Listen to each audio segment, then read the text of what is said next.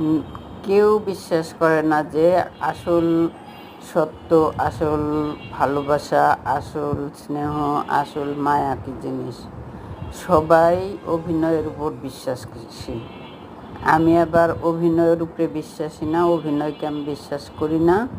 যা বাস্তব তাই বাস্তব। তার জন্যই আমার এই ফেসবুক করার পরে আমার যত শত্রু হয়েছে, আমার বাস্তব জীবনে কোনো শত্রু নাই। এই ফেসবুকে সত্যি সত্যি কথা বলি, লিখি, সেজন্য আমার অনেক শত্রু জন্মায় গেছে। কিচ্ছু করার নাই। আল্লাহ হাফেজ, ভালো থাকবেন সবাই। ফলো অ্যান্ড সাবস্ক্রাইব করবেন, একটু হলেও দেখবেন। আল্লাহ হাফেজ। ট্রান্সলেশন আর গুগল কনভার্টিংলি।